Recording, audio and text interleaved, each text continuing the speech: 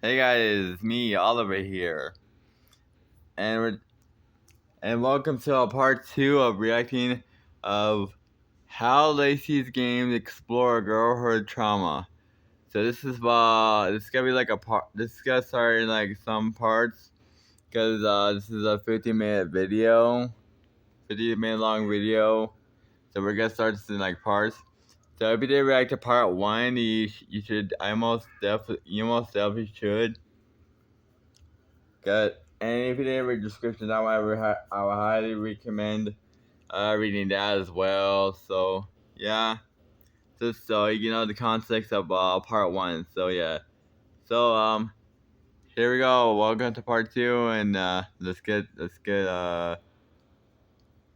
just sit back, relax, and just enjoy the stuff.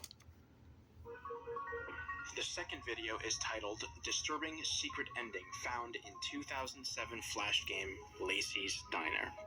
Even just by the title, you can notice a stark contrast to the approach that was used previously, and the beginning of the episode confirms it, as we have someone actually describing what's going on now from their own point of view. The player describes having found the game on a Flash archive site and feeling nostalgic because they used to play a bunch of Lacey games in their childhood. This was a great decision because that line alone opens the door to many possibilities within the series. The player goes on to describe how they found an ending they never came across in the past, though, which seems to imply that the games weren't always messed up like the one that we just saw. Then we get our new instructions. Lacey is about to open her brand new diner. However, she will need your help to keep up with so many hungry customers. How to play. Add the correct items that Lacey requests into the main bowl. When you're done, it's time to serve the customers. However, don't take long. You know how people get when they're hungry. Then we cut to the kitchen. The specific dish instructions come from Lacey, and the timer in the corner begins counting down ominously. The player knows that the timer is incredibly generous, but they found that something strange happens when you run out of time. They let the timer run down and start playing the game normally, but towards the end, something strange does happen.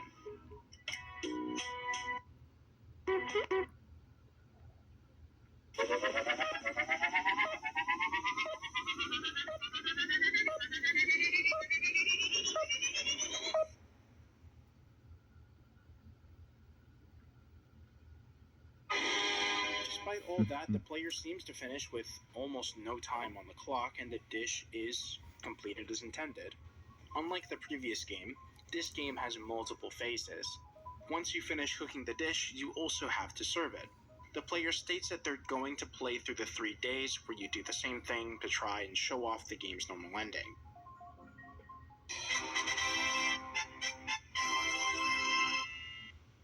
Now, the player wants to display what happens when you do run out of time.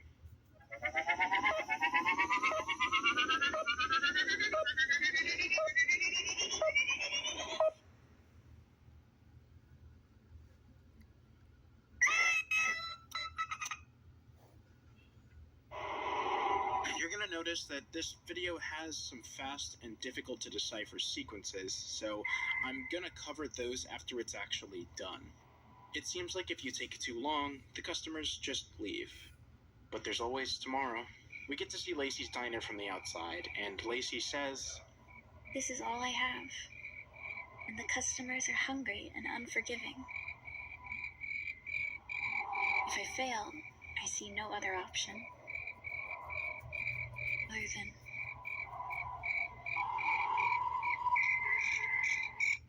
Yeah, all of that happened on screen for the player. And apparently, the second day is even worse.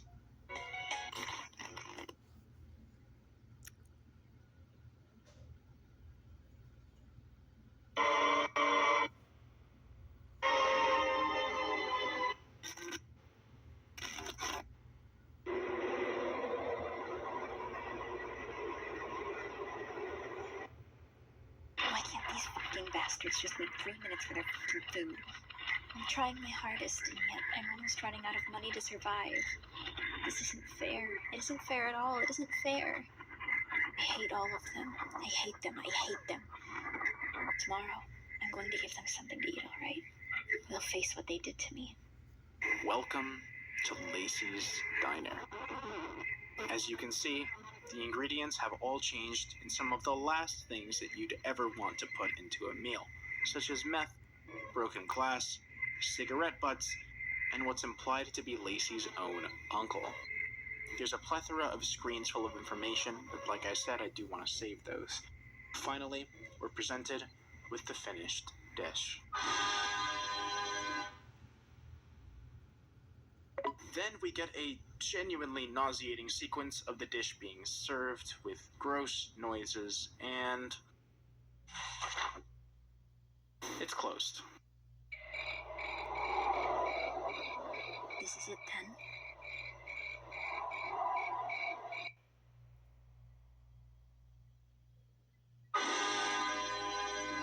Lacey has taken her own life, and the player's reaction is about what you'd expect it to be. The video seems to end there, but the final frame of the video is easy to miss if you're not paying close attention. Defense Force, Soldier 11. Customized training program active. Alright, so I think in terms of raw horror, the first video may have been better in my eyes, but in terms of direction and writing, this one's unmatched.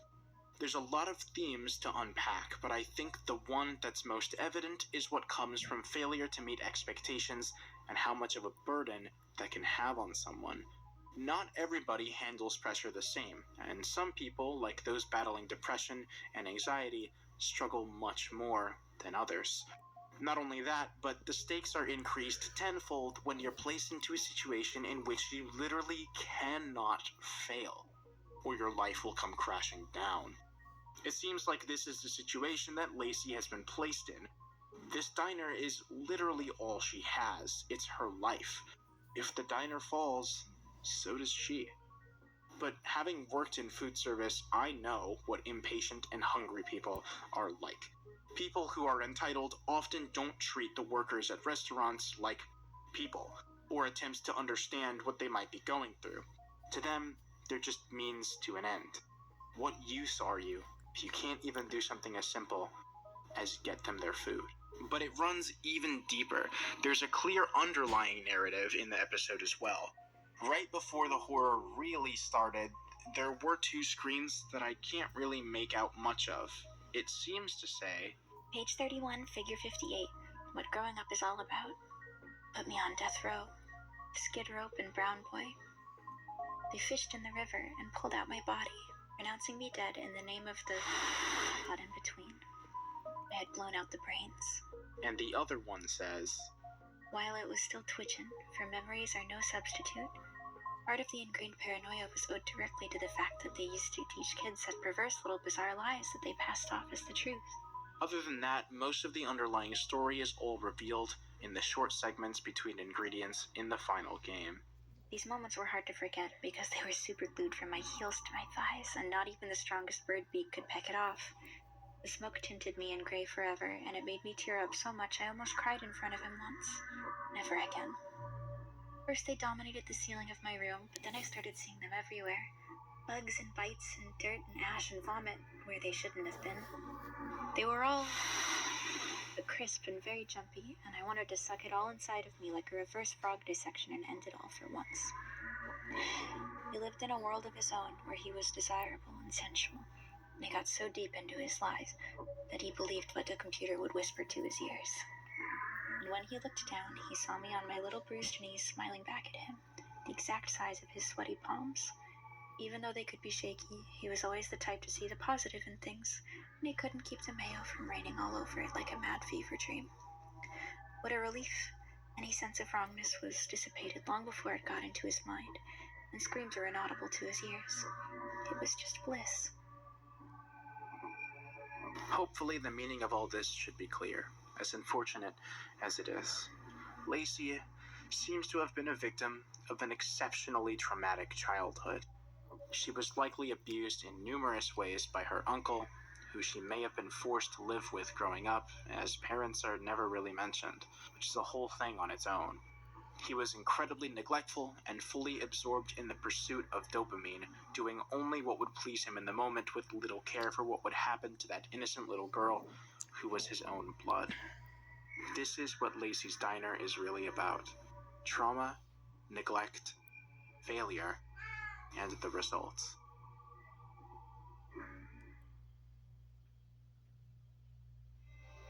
The final episode in the series, as of now, Lacey's Pet Shop, is double the length of the previous. I think. Well, that's the end of part 2. So we're gonna react to part 3 in like 2 minutes. So that's like the end of this part. So thank you guys for watching the video. Please like, subscribe, and I'm Oliver, and this is Lacey's Games to Explore Childhood Trauma. Bye bye.